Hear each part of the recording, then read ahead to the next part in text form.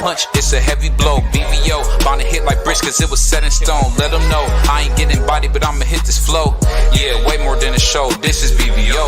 This how it's finna go. I'ma throw some jabs, make them think my punch is weaker than I hook his ass. This the ring, not the kitchen, but I'ma cook his ass. Me and him, that's the pro versus the rookie class. All my life I had to fight, but I still love it. Me and BBO got moves that you can't steal from us. And these haters be throwing shots, but I don't feel nothing. I ain't gonna lie, shit, they alright, but we a little rough. We're stepping for the title and facial rival, this ain't no little tussle. Bet I be no bird, being chicken to get your feathers ruffled. Footwork, I'm dancing around my opponent like the Cupid shuffle. Good work, bodies hit the flow, they can't move a muscle. The upside is we ain't in the streets shooting and shooting up. Catch me in the ring, sticking, moving and suited up. I know everybody can eat, but I ain't full enough. Oh, you said it's smoking some beef? I guess I'm pulling up. Oh, we boxing, yeah, we boxing.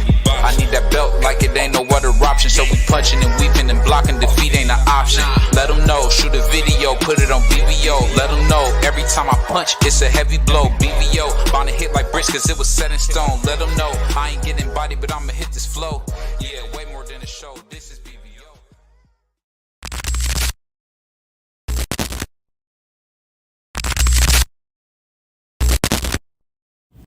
The JBT is back. New raffles, new prizes. This time, we're coming with you with a 10-inch, 10th generation iPad. Comes in multiple colors, amazing technology, and guess what?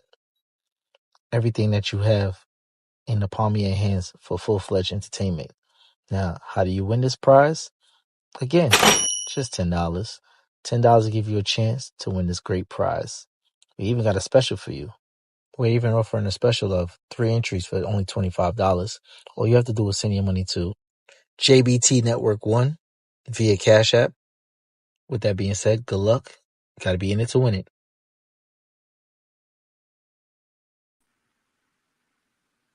Yo, what's up, what's up, what's up? It's your boy BBL Boxing, aka the Kappa Regime of Boxing. And I got my co-host, my partner in crime, the Puerto Rican Prince, aka Mr. Cleveland Brown. What's going on, freak? What's good? What's good? Hey, we was waiting on my man, brother Marty, trying to get in here, as well as my man, brother Bernard. I think I'm gonna have to just drop the link in the chat. They're gonna have to come this way. I don't know. It's been this YouTube been acting crazy. I mean, StreamYard been acting crazy, but I just wanted to check with you, man, and see what you thought, man. We got a lot of big things going on in boxing, man. We got, today's a good day to have a good conversation. I was wondering, man, what did you think about Anthony Joshua and Daniel Dubois coming up, man? That's gonna be a big fight. It's gonna be a big fight. Far as for the UK fans, I don't know how big of a fight it is in the US. But it's a good matchup. Daniel Dubois, he got talent, he got power. I just don't I don't know. I mean, it's something about Daniel Dubois that doesn't sit well with me, and I question his heart. I don't know if the going gets tough, he look like a type of individual that'll fold. So I don't know. I think he's going to come to fight like the first 5 or 6 rounds, and then I think if he can't get AJ out of there, I think he's going to pretty much fold up. Hey, salute to my man D1. He always seems like the Puerto Rican first. What up? Oh, my bad. I What's thought he going on, said you D1? first. I'm about to say the Puerto Rican taking over the show. But when you say he a quitter, man, I don't know how you can say that. Free, he had the heavyweight championship stolen from him. You ain't say nothing about that. I don't trust his heart. He look like an individual that'll fold when the going gets tough. He look like he'll fold. So I just question his heart. I mean, even though they ruled it a low blow, he still should have stepped on the gas, because both of them got a break. It wasn't like Usyk was the only one that got a break, and they still had him over there fighting somebody else. He was sitting over in the corner resting as well. So I mean, he should have stepped on the gas. He like, oh, I hurt him to the body. Let me go back to the body. I mean, I don't Who's my know. man, Matt Chad? My bad. Go ahead. No, I ain't saying nothing.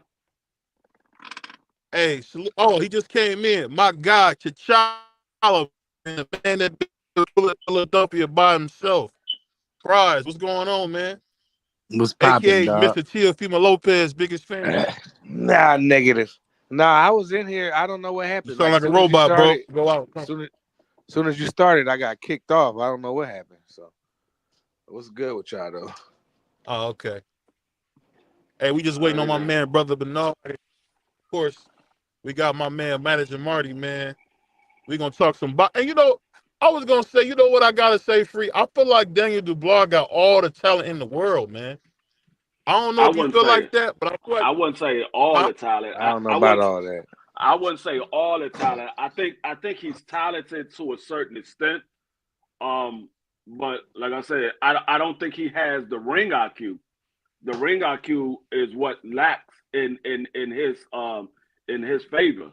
I think if it comes down to, I think AJ has a better ring IQ than Daniel Dubois.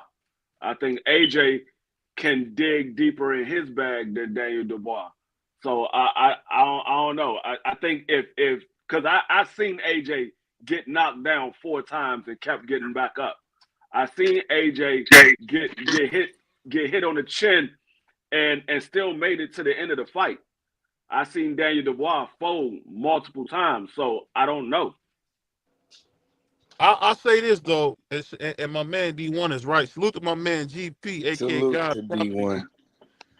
He's definitely right. Man, then Bob been fighting everybody. He like the new Ernie Shavers, man. He been fighting everybody. If you got a name, he done fought you. No, he hasn't. He is not like no Ernie Shavers. Stop that. He hasn't. Hold on. Herkovich.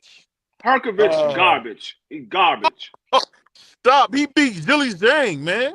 He got Yeah, gypped. He got gypped. He's garbage. yeah. I don't have any faith in those Herkoviches or nothing like that. That's crazy. That nigga is garbage. Yeah, pack him up. Hold on, Free. Ain't you the same one that say you don't like when people harsh on fighters? Ain't that what you told me? No, I didn't. What I told you is Herkovich is garbage. That's what I told you. I told you Right. Herkovich is garbage.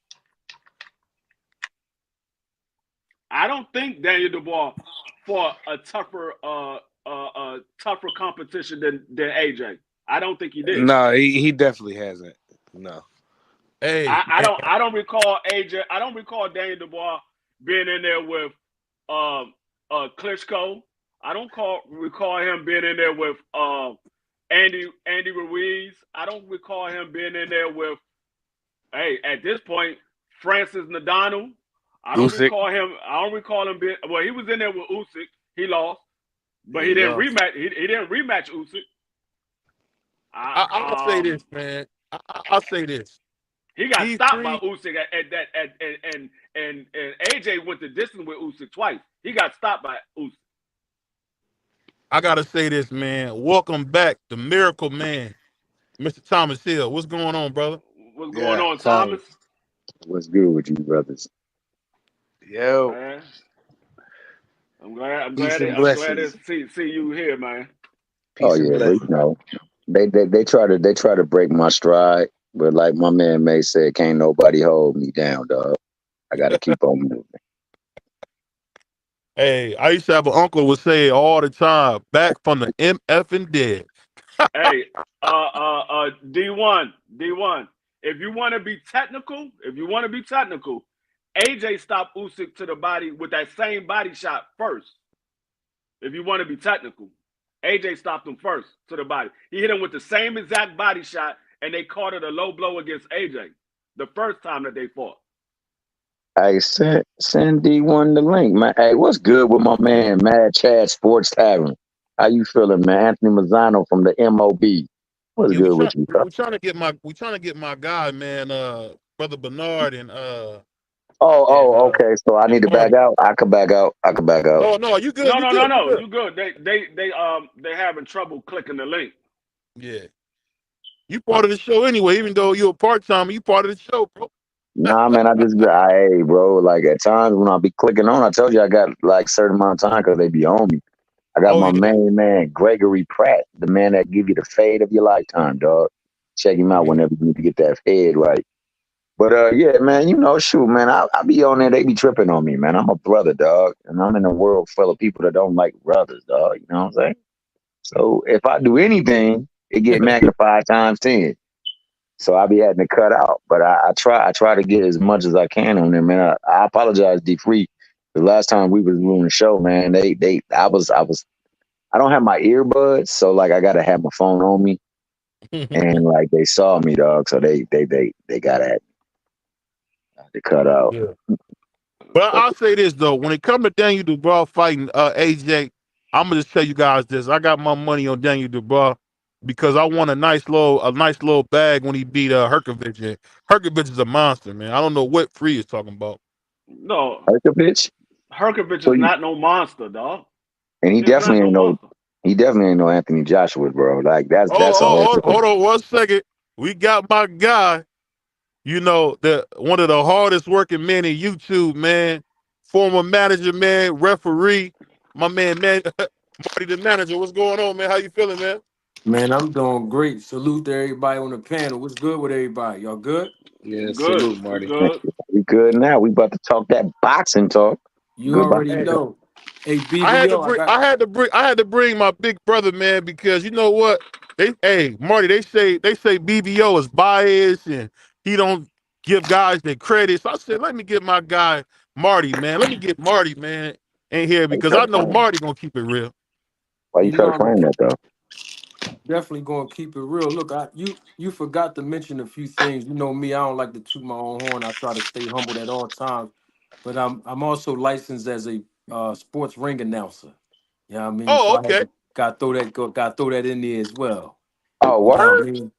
Yeah, so Wow. I be I do a couple of ring announcing joints where a couple of promoters will call me and they'll ask me to come do a show where I'll just matter of fact, Crown Jewel was at one of the last shows I did here in Philly where That's I a good brother Yeah. right was there. announcing the fighters and all that, you know.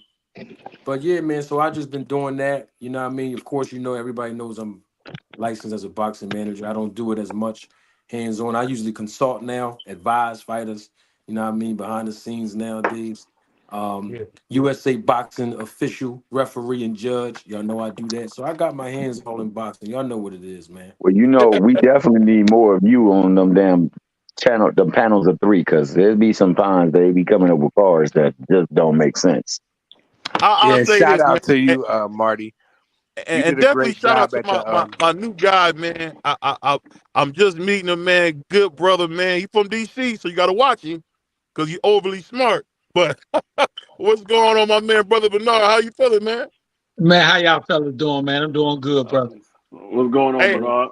I had to bring you, I Bernard had to Hatch. bring you and my man Marty because they keep saying I'm biased, Bernard. They keep saying I'm biased. Me, the black Why man, you trying to biased. frame that, dog? Don't frame it like that. Just talk. Be natural, and they'll find out whether you biased or not.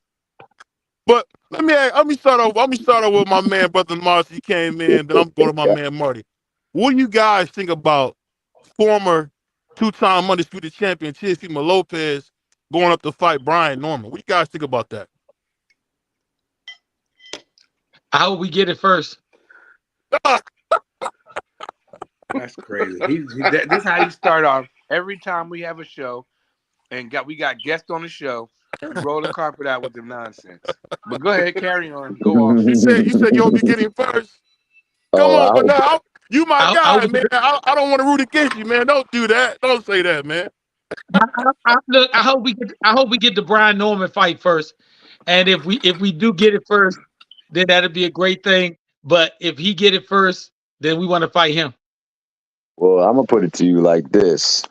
I think he will get it first if that is legit. If they have legs on it, I think it'll be legit. I don't think he really wanna get in the ring right now with your son when he can get in the ring with T.O. T.O. I think will be a lighter touch for him, especially coming up. Come So on, man. Now Bernard's my brother, man, but he don't want you gassing him, man. Come on, man. We talking about Teofimo Lopez here. Yo, I don't know if he been in the ring with Teofimo Lopez, but he been in the ring with my man Jalil, and Jalil like he take a little bit out of you when he get in the ring with you. Mhm. Yeah. I I'm just, But just I just being think honest. both of them. I think they're both good fighters. I think Teofimo is fortunate career wise to have been in the spotlight, and I think Bob does a great job with spotlighting, especially the Latin fighters. So I'm happy for that on that behalf. But Brian's a good fighter. He just hasn't had the spotlight, but he's in the position that he's in because he worked for it. But Mhm. I think everybody is prepared to be a champion. I For just sure. don't think everybody's prepared to be the hunted. Yeah. well, the next question for you, brother Marty, man. What you think about this, man? I know you're a big fan of Tio. I know you love boxing just like I do. What you think about this young guy, man, taking on Brian Norman, the best welterweight right now? What you think? Well, I have to correct you with something. You said I'm a fan of. I mean, I really, What you know, I'm a, supporter? My bad. Go ahead. I'm a supporter of all the boxers, really. But Teofimo Lopez is very experienced. You know what I mean? He's world champion. You know, definitely can't take anything away from him on that. But at 147, we don't know how Teofimo is going to look at 147. I think his last fight was at 140, right? Yes, Yep. sir. Yeah, he had another hard day at the office. Oh, You know what I'm saying? And Yeah, and this is his second consecutive hard day at the office. You know, I believe that fight with him and what's that kid, man? Sandor. Jermaine Jermaine Ortiz. Ortiz. Yeah. I think that was a very closer fight than people give credit to Ortiz for. But Brian Norman is a good fighter, man, and I think that would actually be a good fight. Um, even though Brian Norman, he was in a barn burner in his last fight. I was watching sure that fight. was. He was definitely in the barn burner, but he held it down. You talking about the Santillan fight? Yes, Man, yes. yeah. that wasn't no bond burner. He burnt the bond down. Don't Well, do he that. did. He burned Don't the So, do bud. don't do that. all Don't right, do No, hold on, that. I hold think on, hold no, on, no, no, no, bro. no, no, no, no, no, Hold on, no. hold I on, think brother, I hold think you're on. talking about the brother from Houston. He fought It- somebody from Houston. no, I'm talking about the last fight that he was in, right? That's the Oh, you talking about Santillan fight. Santiago? Yeah, Yeah. same That was thing. Oh man. no, That wasn't no bond Now, burner. no, He that now burnt the wasn't. man. now Brian burnt the bond down. Yeah, I'm he not That definitely man burnt it. took a 1986 pose standing over top of the man like he was at the go go man. I'm Come on, not man. That wasn't no saying. bond. Okay, let me clarify. So I'm not saying that he didn't do a good job or he didn't win. But when I say barn burner, to me, for me, Yeah. he took a little bit of too many punches that he didn't have to take because he was taking chances and risk, which is good for young fighters. But I just don't like when I see young fighters that have the talent that he has take too many unnecessary punches, and even with boots as well. So I'm not, Cut it out. criticizing Brian Norman Jr. He's a world champion, and I think he's going to go very far in this sport of boxing. I actually listen. I don't think Teofimo going to run through Brian Norman. I think Brian Norman going to give Teo some work. I really do. I think Brian Norman will beat you. I think so as well. Yeah, I do think so as well. I would not be surprised. I mean, no disrespect to Teo. I know that's your guy, BBO. You know what I No, that's mean? not my guy. That's not my Oh, he's guy. I don't not. know what else. Okay. T That's T your Okay. O guy. T That's your guy. T.O. Don't do that. T.O. my guy. T.O. my guy. I've been fucking with him since the amateurs, but I gotta call a spade a spade. I think Brian is too big. Much. And one thing I do believe that in a lot of situations, especially with the fighters of today, size can equal out experience when your experience is a lot of fluff. Mm. Mm. I'll ask you guys this. So, speaking of fighters, now we heard a lot about the kid from Philadelphia, man. That's actually I believe that's where my man manager Marty's from Philly. And I'm just wondering, what do you guys think about Tio saying that he wants either Brian Norman or Boots? What happens if he beats Boots? I want to know what you guys think happens if he beats Boots.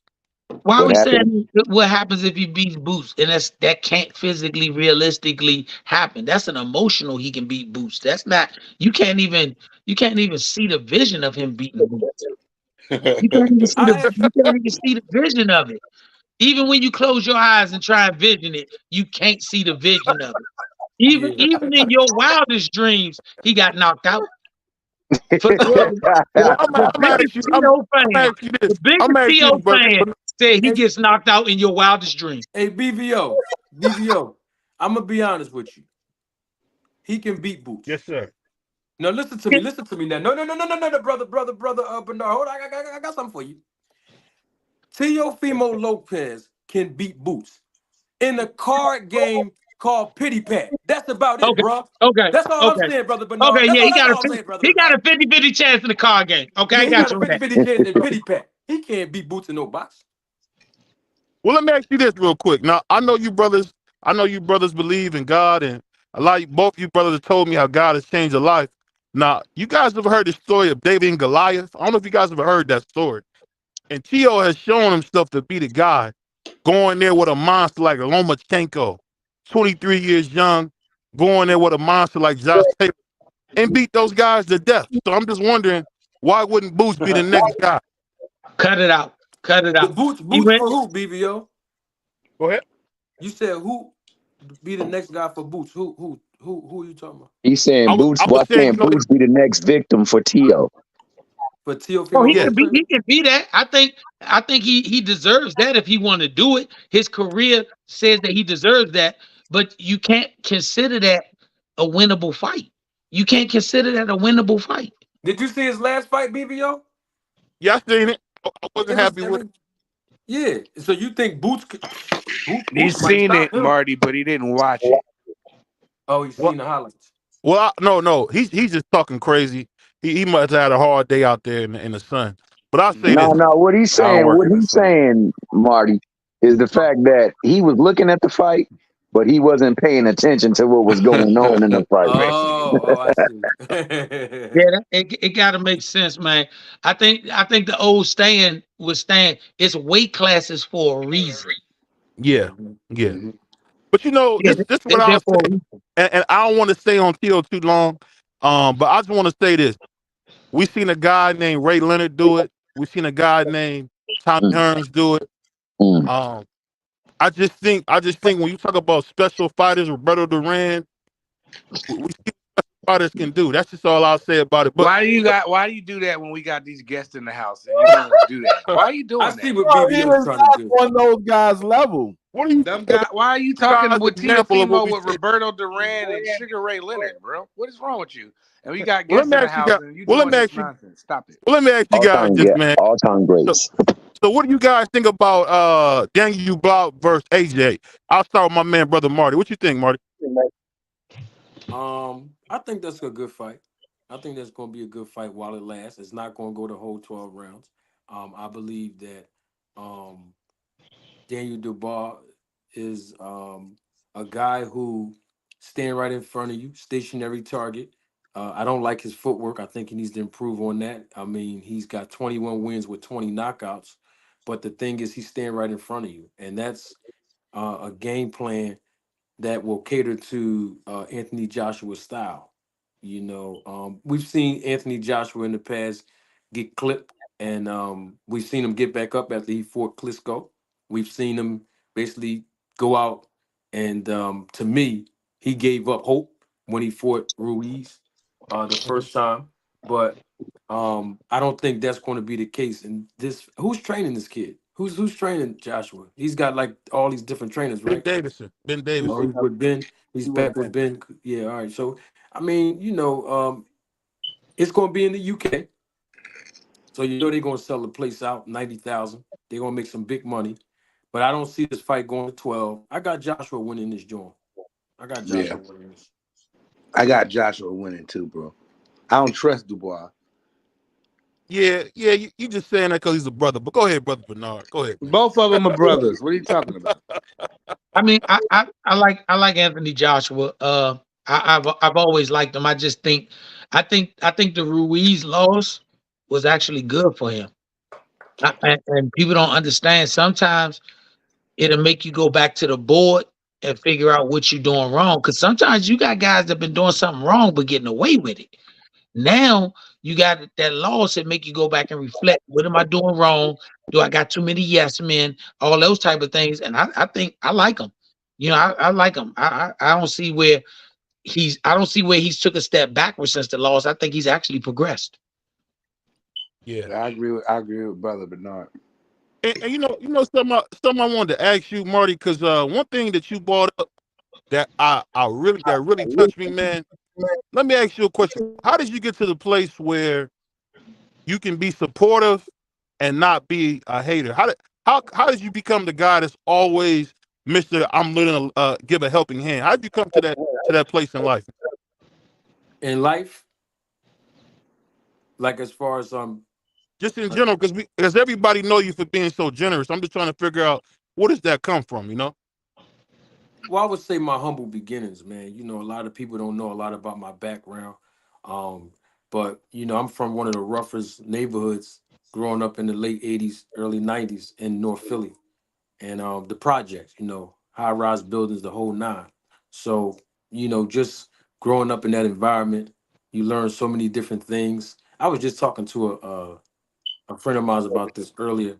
I came somebody on here. I heard you say somebody's from DC, BVO, right? Yeah, brother Bernard's from DC, and so is Free. Brother Bernard and Free. I was actually in DC over the weekend, and I went to the Museum of Art, and the Yeah, security guard, what I mean, I don't know, he was being a little aggressive with his tone to me. So, I was communicating with him, but I was letting him know as men, it's a certain way that we gotta talk to each other. And Absolutely. it's all about respect. You can still get your point across and not be all aggressive and yelling and all that. You know what I mean? And Absolutely. so I said all that to say that when I was growing up as a late teen, early 20s, and I tried the street life and all of those things, I didn't know how to communicate effectively when somebody did something to bother me. I only knew how to respond with using my holy hands, so to speak. And so, you know, um, yeah, growing up and learning about how to say, it bothered me when you, right? Starting off my sentence when somebody bothered me, to communicate how something made me feel instead of always trying to go through the violent way, or attacking someone or retaliating. So all of that come into play based on my background, my humble beginnings, being raised by a single mother. That adds to a little bit of the fire, not having that confidence that we need as men, you know what I mean, to not be emotional. And I've learned over the years there's a difference with reacting and responding. And if you know, most of you on the panel probably know this. I know you know this, BBO. I've been engulfed in so much controversy in the last 2 years since I've been on YouTube. But I know how to respond appropriately and make sure that we keep it within the confines of entertainment. But I would say just having humble beginnings and knowing the struggle and coming out of the struggle and overcoming, that's the key. So just being stuck in one place not going to get you there. It's all about going to the next level, working on us individually inside of us, working on some issues we have, overcoming, and always just being humble no matter what. And I'm always willing to lend a helping hand. That's how I got in the sport of boxing. I own my own business. So I actually got into the sport of boxing by sponsoring fighters, having my company's logo on their trunks. That's how I started to give back to the professional boxers, especially the up and coming fighters who in between fights don't know when their next check is going to come, because these up and coming fighters that you don't see on TV, they earn their stripes, financially speaking. And so I got a phone call from a professional fighter on Facebook, and he said he heard so many great things about me and my integrity as a man, and he asked me to manage him. I didn't know too much about managing. I knew the business of boxing, but I never managed an actual fighter. And so I was oh, I'll think about it. I was kind of brushing the guy off because I was really trying to give him some money to promote my brand and my business, but he kept tracking me down. He kept tracking me down. And once I went through the process and all the prerequisites to get licensed, I already knew the business, and I already knew friends of mine that was in the business. And the rest is history. When I first started, and I'm not going to overtalk, but when I first started in this business, and I don't speak on this much, but I think it's relevant since we're talking about lending a helping hand. I got into this business to help fighters and to always protect their interests, because one thing is for sure, and two things are for certain: the promoters in the business to make money. And there's no disrespect to the fighter, but that's just the nature of any business. And with that being said, sometimes some promoters will underpay and undercompensate fighters because the fighters don't understand the market value of their talent and what the market is willing to pay for their services. And I do. And so what happened is a lot of times these guys get in the room with the promoter and the promoter say, look, I'm gonna give you this amount for 6 rounds, for 10 rounds, for 12 rounds, but they don't know they're being underpaid. And so when I start getting into the game, I wasn't a guy who people shook a lot of hands with a smile on their face. A lot of promoters, they start seeing how aggressive I was in the back room because I knew the business, and they wasn't accepting me at first because they was trying to figure out where I come from. Who is this guy? Some of them knew me from the amateur boxing program when I was a young boy, but when it came to business, they didn't understand my acumen and my desire to help the fighters, you know what I mean, not get burnt. And so it took me a while for the promoters to realize that I'm in the business to help the fighters, and it's all good. So I think respect for me started to come over time because I was consistent. I didn't have no picks. I didn't care if I was talking to a Mayweather. Don't matter if I'm talking to Al Heyman. Don't matter if I'm talking to De La Hoya. It don't matter. I don't care if I'm talking to a local promoter. I'm gonna do good business, and I'm gonna protect the interests of all the fighters that I represent. And I go in the room. I'm a pit bull in the room, and they respect it because I know the business, and also I make sure the fighters get paid, and that's just how it is. It's just nothing but good business, and that's all I'm interested in. And following that up, and then I got a couple. I definitely got a question I forgot to ask you, brother Bernard. When you say that, is it hard to always be the bad guy because you seem to always be the bad guy for trying to do the right thing? Does that ever deter you from wanting to do the right thing? Because you always get flack because you out there doing the right thing. I've never seen that as much in my life where a guy get killed for doing the right thing. Does that ever bother you? Never bothers me because one thing I've learned from a deacon who was a deacon at this church when I was a kid. I was growing up. He took me under his wing. I learned how to be a man through him.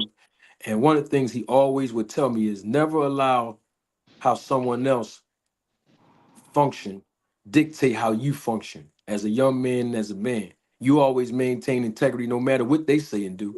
So I don't live my life based on how someone else treats me or how somebody else live their life. I'm gonna always maintain integrity, stand 10 toes down and do what's righteous as much as I can. So if somebody else don't want to, live righteously or do stuff right, that's on them. But I know me, I got to live with honor and integrity. And that's why my name is stamped everywhere in boxing. And believe it or not, my name's stamped on YouTube. Most people won't give me credit or applaud me when they And have a beef with me. But real talk, I don't take it personal because I know it's respect deep down.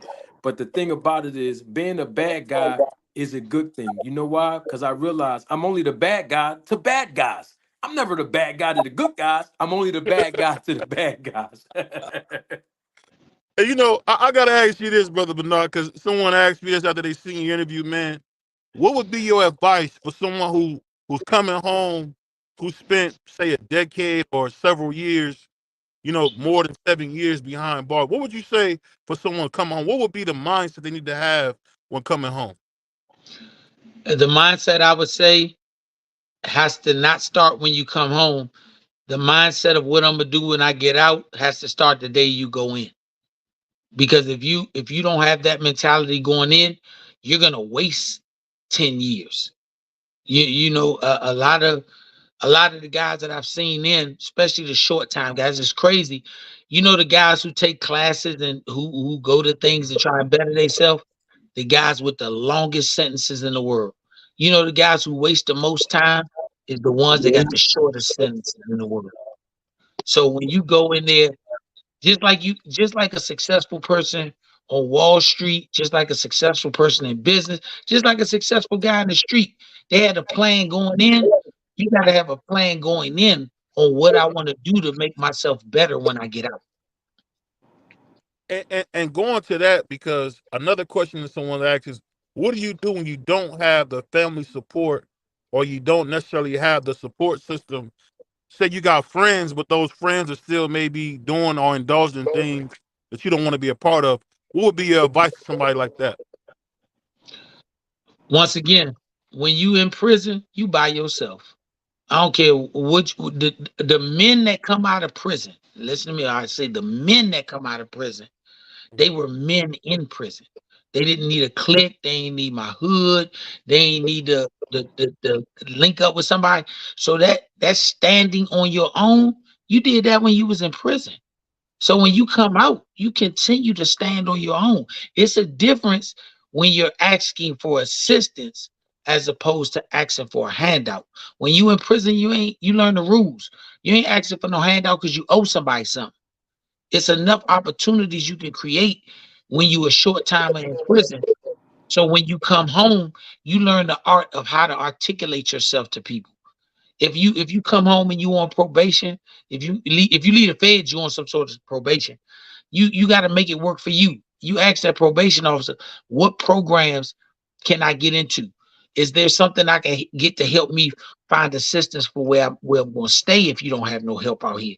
Is it programs I can get into for job placement? You got to ask them about stuff that hopefully, if you took advantage of your time, you learn.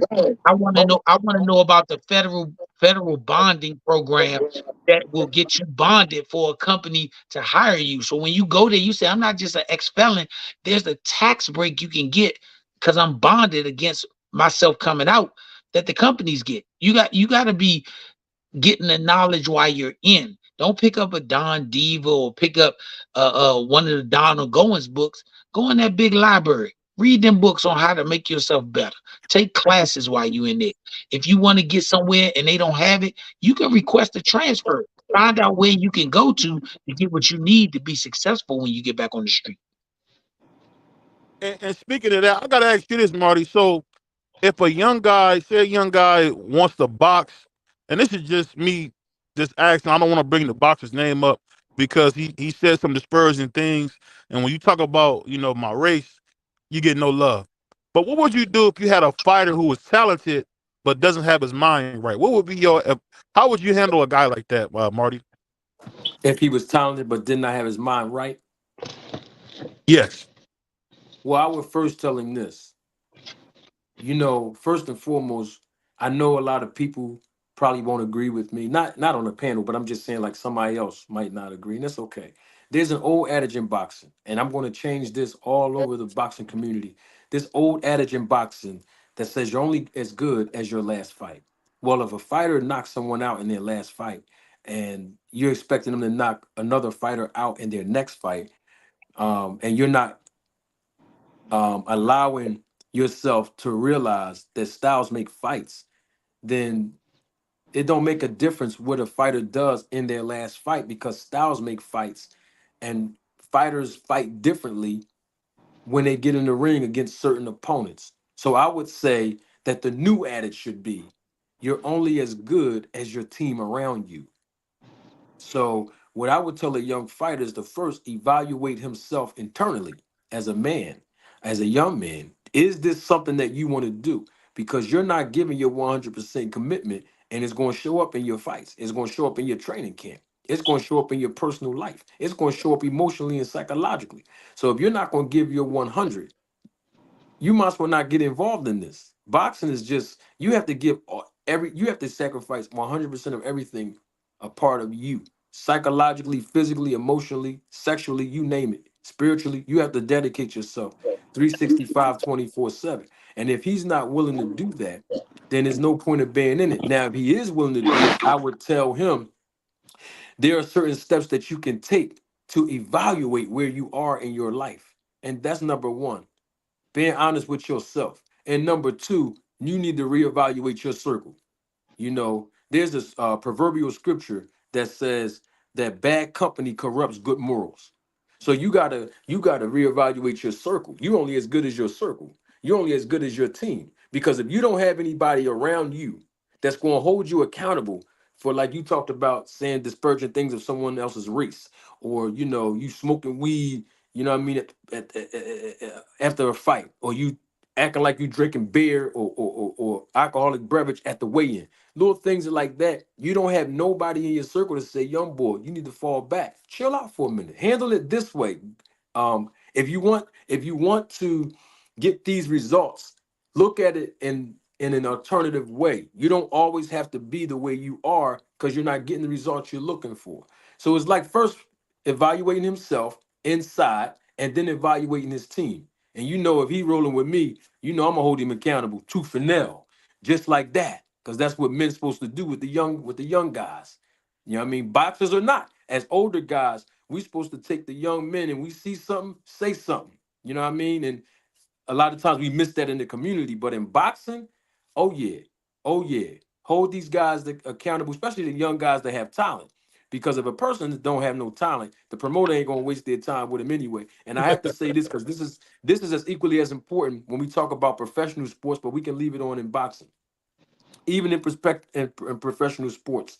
I call it the productivity versus tolerance ratio. In other words, is that the more an athlete is productive, the more tolerant the owners are, the more tolerant the general manager is, the more tolerant the coaches are. But the minute that the fighter or any other athlete in any other sports become less productive, the less tolerant, the staff will become. And it's just like dating a woman. You can be very productive and she'll tolerate your nonsense, BBO. But the minute you stop producing, brother, she's going to be less tolerant. And as the prophetess Beyonce say, to the left, to the left. You're irreplaceable. Hey, that's facts plus tax. Before you ask another question, I like for Mr. Bernard Hackett to respond to that as well too. Go ahead. No, I think he's 100% correct. For me, I always tell fighters, I'll never fire you. You'll quit. And it always comes out. What the brother just said was fact. If you are living a double life, the gym has a way of showing you that you should just go live the other life. It's not forgiving.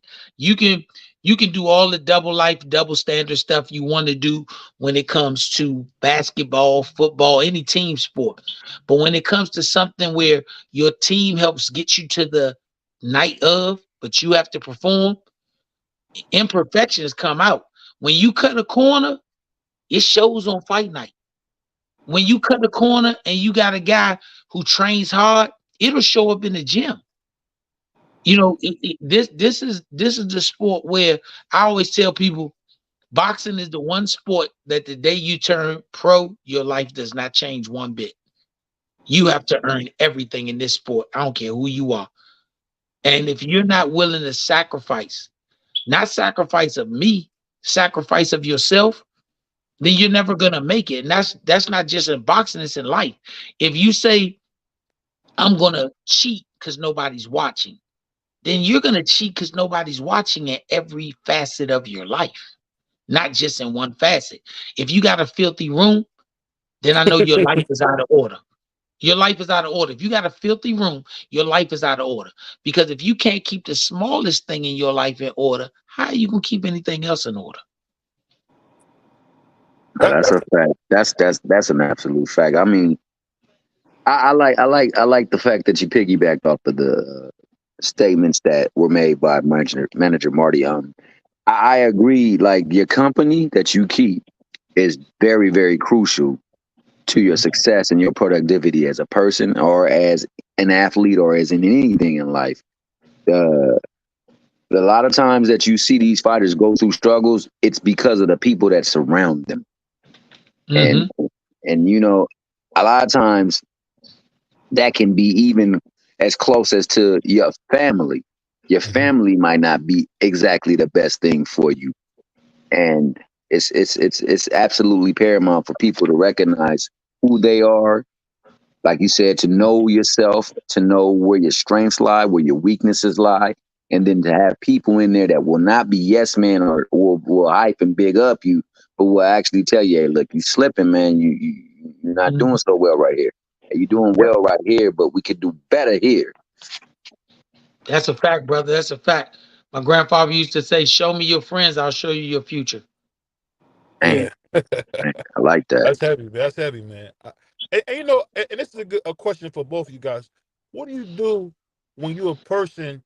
And it's the thing I always wonder when you, like Brother Bernard was saying, when you're going through things, what happens? How did you guys handle failure? Because we always talk about the wins, but we never take the time of when you at your lowest point, how were you able to turn that around and not give up? Because everybody doesn't have that intestinal fortitude. So I'm just wondering, like, how were you able to come back from your hardest day, Marty? How did you do that? Can you say that? I couldn't hear the beginning part. I heard the last part, BB. No, the last part was how were you able to navigate when things were not going your way? Because we always talk about the success stories, but we never talk about when it doesn't happen for you. How did you get through it when it didn't happen? When you did everything right and it still didn't happen? How did you operate that and Man, navigate that better yet? man, that's a real good question, bro. Um, the first thing is acknowledgement, man. Just gaining the acceptance that things are beyond my control, bro. You know, I'm at a place in my life where I've learned how to just accept things and understand that if it's beyond my control, don't keep holding on, carrying it because it becomes trauma, right? And I overcame a lot of trauma in my life. So the first thing I do is I stop and I pray, bro. I stop and I pray, and we still have feelings as men. We still go through emotional things, especially when we've done our best and things don't go our way. And so I've also learned how to use my support system. You know, I'm usually the guy a lot of people call for advice, call for help, but I got a support team as well. I know I can get on the phone and call some men, not no ladies and not no women, you know, and stuff like that, but men, strong men. They be like, yo, I need somebody to talk to. I'm going through something right now, and be real transparent and you know, and not acting like I'm not hurt. I also learned if I am hurt to say ouch. You know, when we go to doctor, if the doctor say, all right, I'm gonna press on your knee and around your ankle, just say ouch when I touch on the spot that hurts. And sometimes as men, we get to a place where we want to be Superman, where we know we hurt, we know we're disappointed, we know we're bothered, but we don't want to say ouch. You know what I mean? And some things become sensitive to the touch. So I've learned how to first acknowledge and gain acceptance that I'm not in control of everything. I did my best as long as I gave my 100. I'm held accountable for my actions and my attitude. And then when I'm feeling those, you know, emotions of, dang, man, I gave my I'm disappointed and it ain't go my way, I'm hurt. I pick that phone up after I pray. You know, gotta pray. I made my faith in God, you know, pray. And then I pick the phone up and call a man who has wisdom. A man is not going to tell me what I want to hear and give me that support to say, you know what? It's going to be all right as your brother, as your friend. I'm standing with you. I'm in this with you because we need that. You know, we need that as men. And then right after that, you know, I have a cooling off period. I think everybody needs to take some mental breaks and have some cooling off periods. And then right after that, I jump back in. And it could take me a couple of days, could take me a couple of weeks, depending on the situation and the severity of it. And then I come right back like, all right, now I'm making an adjustment to the realities of where I am. And I always say this, and I apply it in boxing, and I apply it in my personal life, and I always share this with others. If you look at sports, including boxing, the team that makes the most adjustments after halftime usually wins the game. The fighter, the boxer that makes the most adjustments during the fight usually win the fight. And that's usually what I apply to life. The person that makes the most adjustments usually win in life. But the person that's stuck where they are don't make any adjustments. They are losing. And so it's all about making adjustments after realizing, okay, this didn't go my way, it's beyond my control. I prayed, I leaned on my support system, I took a mental break. But guess what? Now I also have to make adjustment to the new realities of where I am today. And that's exactly what I do. And I'll tell y'all the secret because I see there's a lot of men on the panel and I love being in the presence of brothers. One of the things that have helped me after my divorce over 11 years ago is because I learned how I had to learn how to really do everything on my own, really, you know, so to speak. If I'm talking about from a standpoint of washing clothes and you know cooking every day for myself. Y'all guys know what I mean, you know. So what I Yeah. what I came up with is I came up with a system, and I've been successful at this system for 11 years. And anybody that want to adopt this system, I recommend it to you. Every 90 days, once every 90 days, I take what I like to call self-evaluation on my life. Where was I 90 days ago? Do I want to be 90 days from now? and to create some short-term goals, some realistic short-term goals that I can accomplish in 90 days. And I also make 2 power moves in a year. So once every 6 months, I gotta make a power move. I gotta make um a goal accomplished that I wanted to accomplish past the 90 days. And I've been doing that for 11 years. And that system has really blessed my life, man. And that's a powerful thing. And I'll ask you the same thing, brother Bernard. How did you come back from your lowest day, the worst day of your life, so to speak? How did you come back, man? I've never had one. No, let me expound on that for you. It's not a arrogance thing. Is if I do something 100 times and on the 100th time I did it right, I didn't fail 99 times. I found out 99 ways to do something else. Okay. Failure is a concept in your mind. That's a concept. If you look at people who are very good at what they do, most of them did not do it the first time and it was right. They just said I figured out how not to do Mm-hmm. it. That's what they did. They didn't fail. You look at some of these companies. I tell my kids all the time. The first company Bill Gates started, it was not a success. For sure. Uh, KFC was founded by a man who was well over 65 when he started it. Same with Home Depot. The starter of that was 70 years old. So when you look at it, you don't find failure. You find ways not to do it. Because you only fail when you do the same thing again, knowing the outcome is going to be failure. That's failure. But when Mm-hmm. you find out not how to do something, then you don't do it anymore. I tell people, if you ever walk to the store, your mom and dad might have walked you to the store 10 times, Mm-hmm. and they walked you every other direction and said, don't go this way, don't go this way. Then they said, this is the way you go. So they showed you every way not to do it before they showed you how to do it. So failure is a thing of the mind. I never tell my son we fail. If a fighter does everything perfect and can't, Mm-hmm. and he loses the fight, I'm not going to tell him that you failed. I'm going to say we know how not to do that again. Mm-hmm. Because once I tell him he failed, that's in the front of his mind every time he gets in that situation. But if I say we figured out how not to do that again, when he gets to that point, he said, oh, I know how not to do that again. Instead of saying this is the way I did it when I failed. Gotcha. Gotcha. You know, failure is a state of mind. Because every guy in prison that come out to be a success story, he got to at some point say, I didn't fail. I figured out how not to do that again. And he come out and try something else. That's the success of it. And I'll ask you guys this because you guys are speaking on some really strong topics, and I just want to know this. This is something that a lot of people do. What about those who say, you know what, I'm doing the right thing? How do I figure out how to get some of these life skills? What did you guys do to get because the stuff you guys are talking about, it seemed like you guys. What did you guys read or how did you guys get these life skills? Because we know a lot of people that grow up in the inner city don't even have parents. So what did you guys gain this knowledge? Was it through other people or how did you get that? I'll start with you, brother Marty, because we have Marty first. Go ahead. Well, I mean, so many different ways to learn. Shout out to my guy. I see his name on the screen. Shout out to my man, Crown Jewel Boxing. That's my man. Salute the crown, my Uh, guy. um, there's a lot of different ways for me.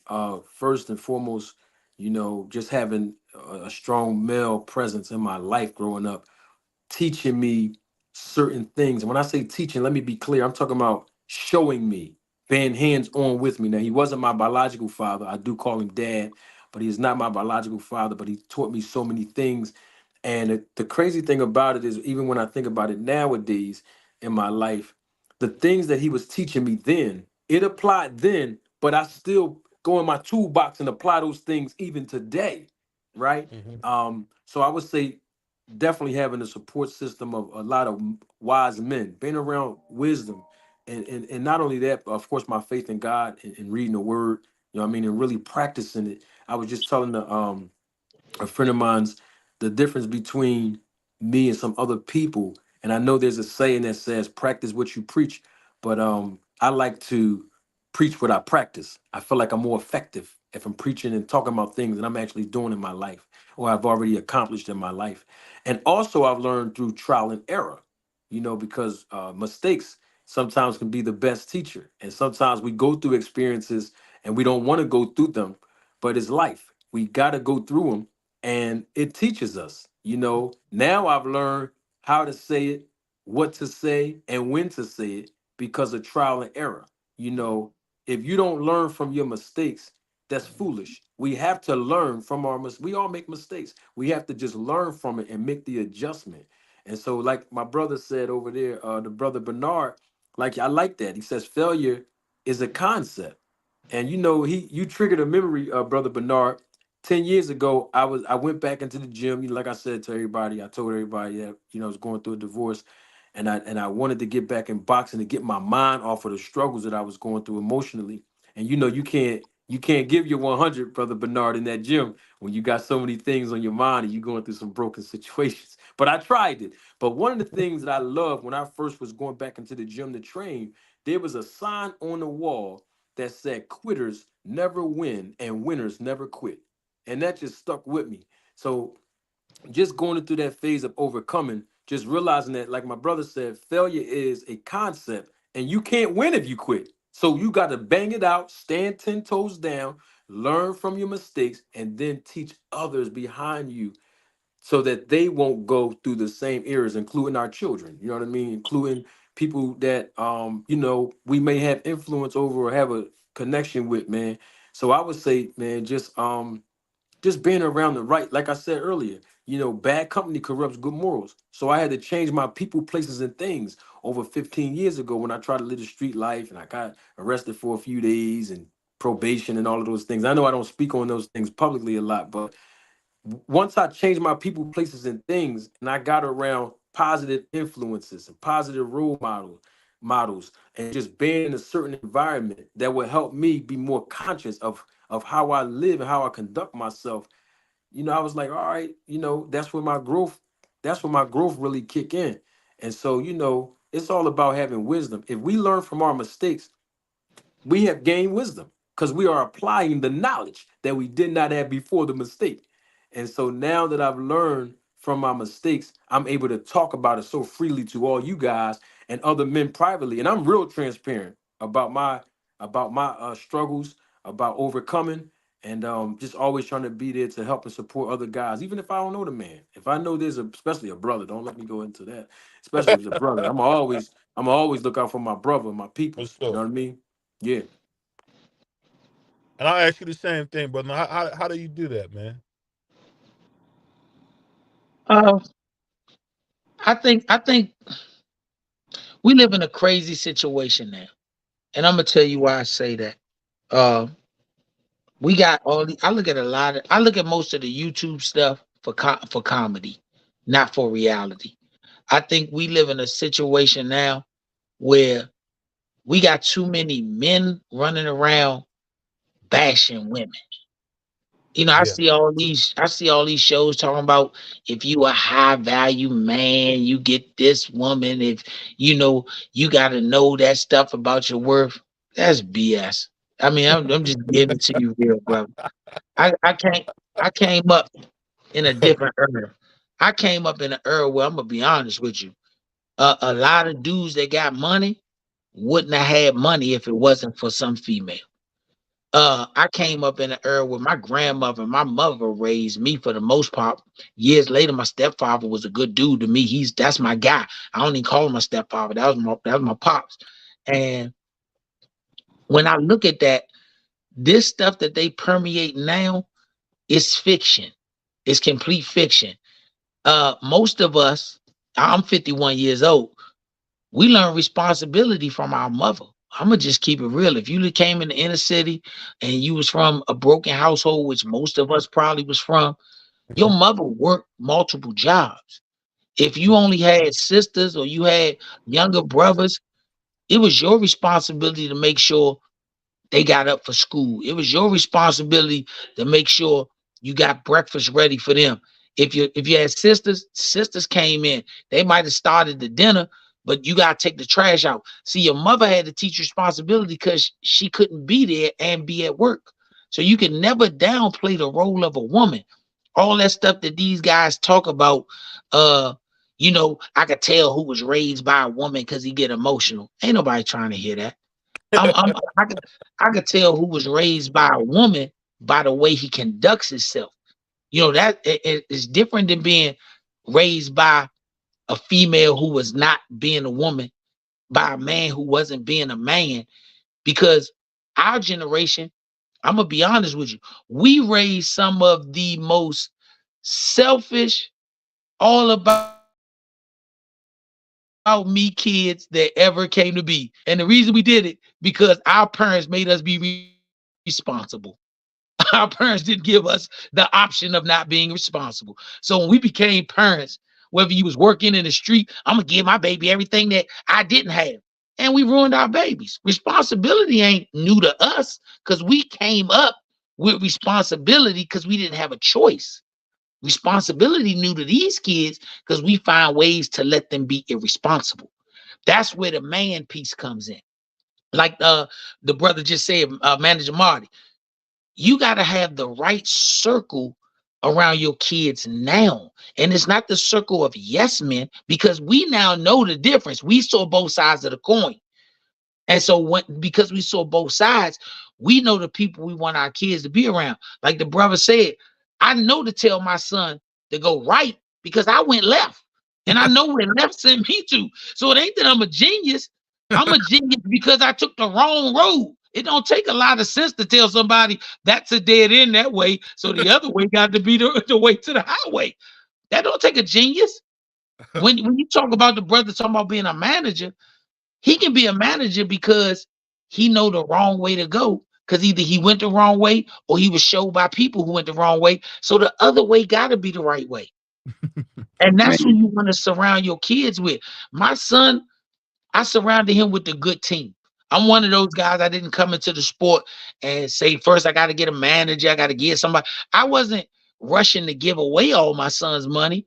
I was rushing to get the people who saw what my son could be in the future and say, we willing to roll the dice with you. That's what you want. I tell a lot of people, when you look at this boxing game, just think of this.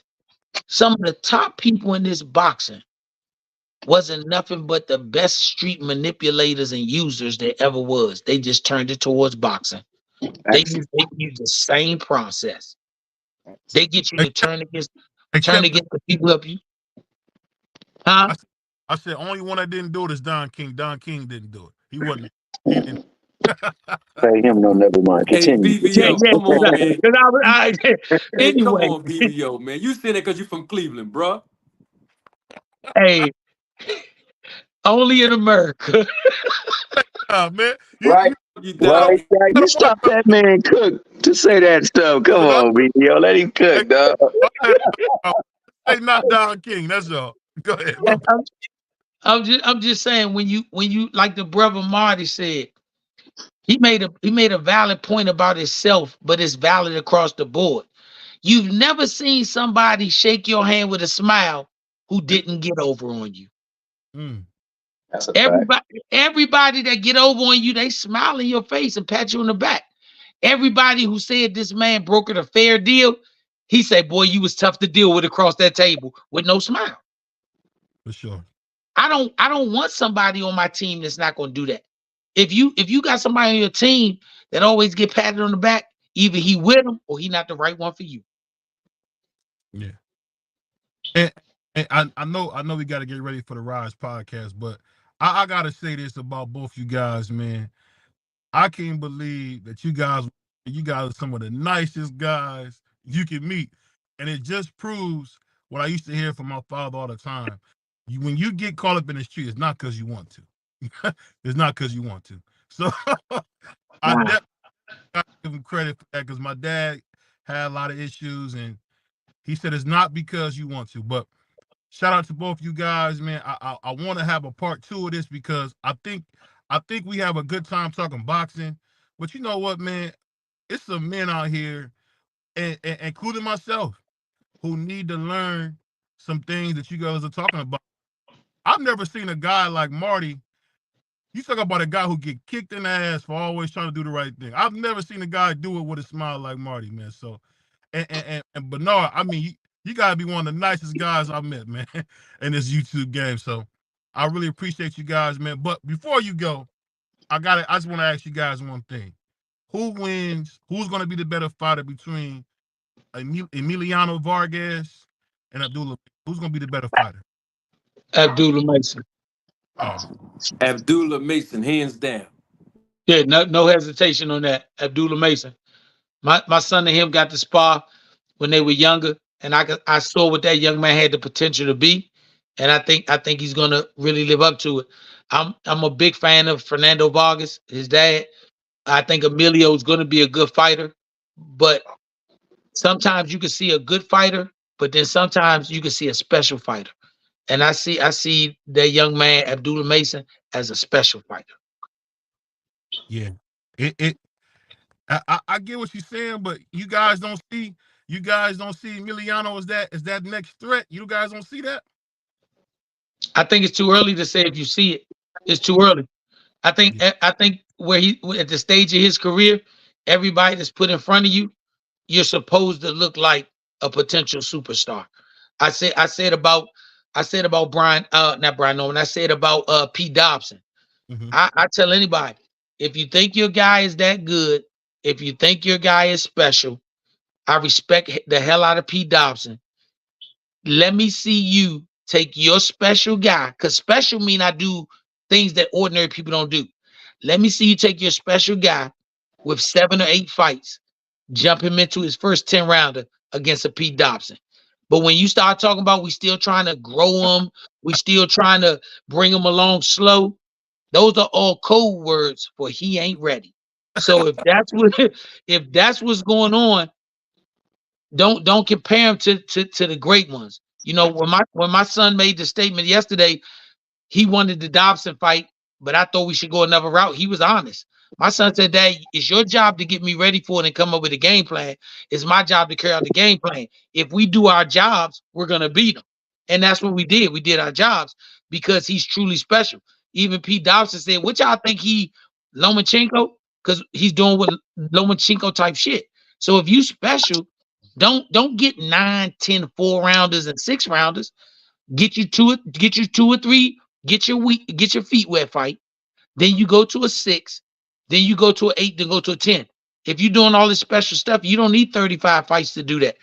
My son had 4 fours.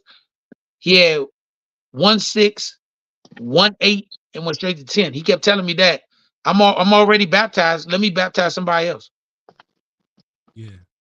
Hey, hey, let me also add this too, Go ahead. because BBO be playing around a lot, man. He know dang well the special one is Abdullah Mason, man. You know, he got an affinity for his Latin side, that brother Dominican. So every now and again he like to cater to the Latin side of him. But we I want to go back to what Marty was saying and a little bit of what Greg was touching on, man. We as a people gotta stop putting one another down. We got to start building each other up. And I hate the fact that, like, oftentimes you can go and see through this community in itself how often we put one another down, how we look to throw fire and create turmoil with one another. And I mean, it even permeates even into the boxing, the sport of boxing as well, too, as well it does all of across life. We as a people got to do better, respecting and loving and looking out for our people. Hey, I can't agree with that more. And I'll say this, man. You know, me and Marty, that's my guy, man. Marty gave me a chance on YouTube early, man. He supported me. And people didn't always support BBO. And Brother Bernard don't know this. I haven't asked him, but I'm hoping to have him as a regular guest, man, because he dropping Jews, man. And I know I'm sorry, man. I don't want to always hear about boxing from Bernard because I think the message that you're giving is so needed and important, man. I think yeah, it's nice to hear about Jaleel. I'm a big supporter, unless he's fighting Tio. But man, what you got, what God is putting in you, man, I can't thank you enough for being so willing to share it. And same thing with you, Mark. Like I said, man, one of the nicest guys, and I don't pity you, man. I've never met a guy who does the right thing and gets killed for it, man, as much as you, man. I never seen it before. But on that note, where can they find you at, Marty? Oh man, y'all can come check me out. Manager Marty, that's the YouTube channel. Manager Marty, come check me out. I had a lot of different things going on with my schedule. I got a lot of things that I'm trying to put together. So that's the reason why I wasn't on my lives and a couple of videos I didn't publish yet. But we back on it. In a couple of days, I'll be back on my lives and getting back into the groove of things. Sometimes you gotta take a little break, handle some other things, you know what I mean? So I can be more refreshed when I come back. And it was a pleasure to meeting you guys. Brother Bernard, it's my first time meeting you. Now I know when I saw your last name, now I know who your son is. Your son's very That's your special. brother. Yeah, Man, that's a all good these brother. young guys, man, I believe your son will be a world champion one day. And I'm not saying that just because, you up here. I'm just keeping it real with you, man. You're doing a heck of a job with your son and the jewels that you dropped tonight. I've learned some things as well, brother. And this was this thing is all about, BBO. You're gonna have me have a segment on my show, brother, where we just get together and do this. Because I mean, boxing is cool, and this brings us all together. But sometimes it brings us together so we can address some other things and support each other too. So I'm not gonna Yeah. steal your flow, man. I was just joking with you, B. But I thank you for having me, BBO, man. I appreciate you. You're more than welcome to come on the platform anytime, and I thank you just for having me tonight, man. I hope somebody learned something that from something that I said tonight, because I definitely learned from all you brothers that spoke today, and I appreciate you guys, man. Hey, I wanted to say I appreciate both of y'all for coming up here. I Right. was quiet. I was quiet because y'all were dropping a lot of knowledge up here, and BVO was asking some excellent questions, so I didn't want to interrupt. But y'all definitely dropped some gems, and for people that's watching in the chat, I know a lot of people learned a lot of stuff, and for the in the playback, man, pay attention to what you hear because these guys dropped a lot of gems in this show today. That transcend the sport of boxing that actually factor into life. For sure. Mhm. And don't let me forget, don't let me be remiss. Don't forget about our lineup. We got, I'm part of the JB2 network. We got my man Jay Hardcore. We got the 8 o'clock. We got my man every Wednesday, my brother Remo, Let's Talk Fashion. 2 o'clock. We got my man Cash Sports, the historian, box historian, better yet. And of course, we got the voice of boxing, my brother Just Do. And you got me, the Asiatic black man sent from God himself, man. BBO boxing. And Really don't forget, appreciate you guys' time, bro. Really and we appreciate got the you. Rise podcast. And you know what? Thank you guys so much. And like I said, Brother Bernard don't know it, but he gonna be a regular guest, man. I'm gonna be on his line because Hey, this brother dropping too many Jews, man. hey, BBO, you see the pictures I sent you? Yeah, I I see sent them. you the text. You know I'm gonna post Hey, them bro, too. You know I'm gonna you post them. know, I don't have no hate for T.O. You see, that's my guy since a little kid. And let me tell you something. Don't people opinions are not hate. That's just the way somebody feels. And I want to see my son fight T.O. I want to see him fight Devin. I want to see him fight all these guys because at the end of the day, 99% of boxers are self-made millionaires. So at the end of their careers, if they go to the bank and they can support their kids, their families, and their family's future, there's no loser, only on the Box Rec Records. Hey, and on that note, man, we out of here. But let me play this from our sponsor, man. I appreciate you guys. Blessings. The JBT is back. New raffles, new prizes. This time, we're coming with you with a 10-inch, 10th generation iPad. Comes in multiple colors, amazing technology, and guess what? Everything that you have in the palm of your hands for full-fledged entertainment. Now, how do you win this prize? Again, just $10. $10 to give you a chance to win this great prize. We even got a special for you. We're even offering a special of 3 entries for only $25. All you have to do is send your money to JBT Network 1 via Cash App. With that being said, good luck. You got to be in it to win it.